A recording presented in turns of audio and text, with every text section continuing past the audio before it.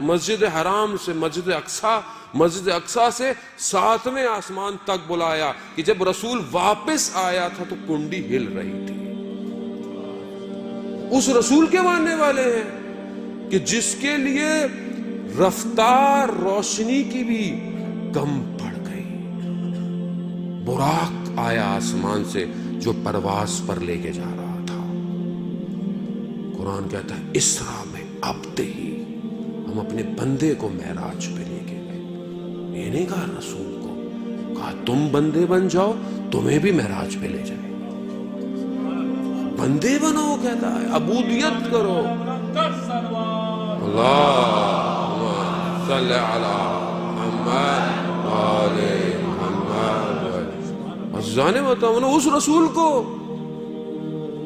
کہ جو ملی سیکنڈز کے اندر کعبہ سے یا اپنی کزن ام ہانی کے گھر سے یا مولا کائنات کے گھر سے یا مسجد حرام سے، مختلف روایتیں ہیں، سیکنڈ کے 10ویں حصے میں بھی، شاید ہم یہ اپنے آپ کو سمجھانے کے لیے ڈیفائن کر رہے ہیں لیکن شاید وہ اس سے بھی پہلے ہو، کہ وہاں سے مسجد اقصیٰ جو ہے وہ لے کے گئے اور ملائکہ نازل ہوئے. سارے انبیاء موجود تھے اور رسول خدا نے جماعت کرائی نماز کی. اٹس ناٹ اسٹوریز، یہ کوئی تخیل نہیں ہے، ہالی ووڈ کی مووی نہیں ہے عزیزان محترم.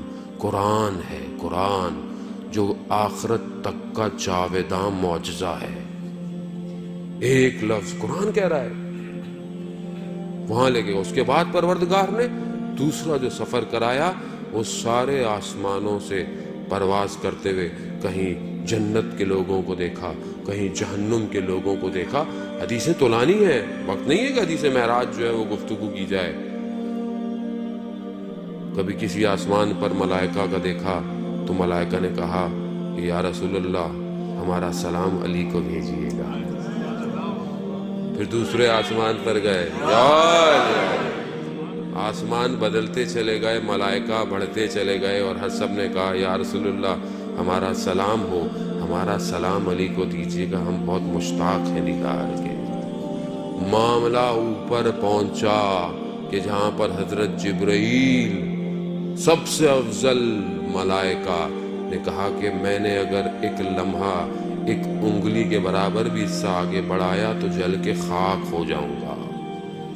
کہا میں نہیں جا سکتا. وہاں رسول کو کہا آئیے آئیے. 2 کمانوں کے برابر کا فاصلہ، کعبہ قوسین، سدرۃ المنتہا پر اپنے محبوب کو بلایا اور پھر محبوب سے کہا کہ یا محمد میں نے زمین پر دیکھا تو میں نے دیکھا کہ تم سوائے میرے کسی کو یاد نہیں کرتے. میں محمود ہوں، تم محمد ہو. اللہم صلی علی محمد. عزیزان محترم کہا میں محمود ہوں، تم محمد ہو. اور محمد پھر تمہارے بعد میں نے جب زمین پر نگاہ ڈالی تو مجھے علی کے سوا تمہارا کوئی وسیع نظر نہیں آیا. یا اللہم صلی علی محمد. عزیزان محترم یہ حدیث ہے، متواتر حدیث ہے.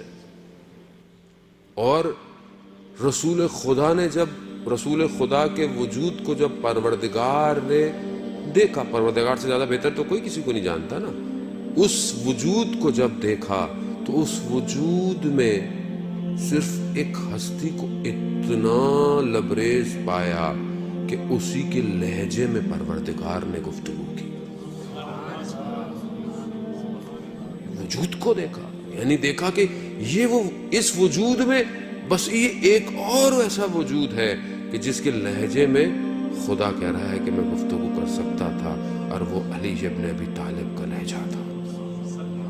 کمال. عزیزان محترم فضائل کو طریقوں سے بیان کرے کہ توحید توحید نظر آئے، نبوت نبوت نظر آئے اور امامت امامت نظر آئے.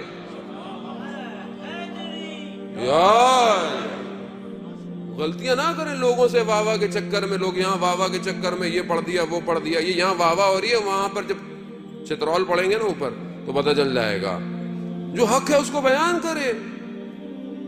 جب خدا کہہ رہا ہے کہ میں نے پایا, میں نے اپنا بہترین بندہ پایا, میں اپنے بندے کو لے کے گیا معراج.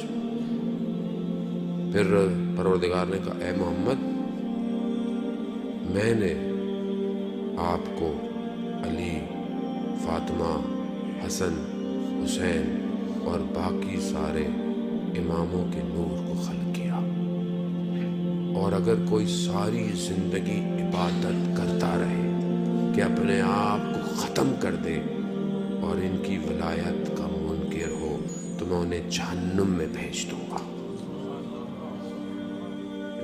اور عزیزان, یہ ولایت بڑی آسانی سے مل گئی ہم لوگوں کو. قدر کریں اس ولایت کی. یہ اپنی ماؤں کو دعائیں دیں کہ جنہوں نے یا علی کر کے چلنا سکھایا ہے. یہ ان کا کمال, ہمارا کوئی کمال نہیں ہے. لیکن ذمہ داری ہے کہ محبت اور مودت میں فرق ہے. محبت دل میں, میرے دل میں بہت سے لوگوں کی محبت ہے, آپ سے محبت ہے, والدین سے محبت ہے, لیکن یہ ساری محبتیں طول میں ہیں یا ہے کہ جس کے لیے پروردگار کہہ رہا ہو کہ رسول ان سے کہہ دو کہ میں نے رسالت کا کام کے لیے تم سے کوئی اجر نہیں مانگ رہا, صرف مودت اہل بیت کی. تو مودت اور محبت میں فرق ہے. تم نے دل میں محبت ہے مجھے, تو ماں صاحب میں اہل بیت سے بہت محبت کرتا ہوں. وہ محبت جب تک چھلکے گی نہیں مودت میں تبدیل نہیں ہوگی. اظہار کرے محبت کا. وہ اظہار کیسے کرے؟ نعرے مار کر اظہار کرے. اور یہ بھی ضروری ہے کیونکہ یہ ظاہر وجود بھی تو بتائے کہ کس کے ماننے والے ہو, کیونکہ یہی نعرے ہیں تو عرش پہ جا رہے ہیں جن کو پتا چل رہا ہے کہ کس کے ماننے والے ہو. یا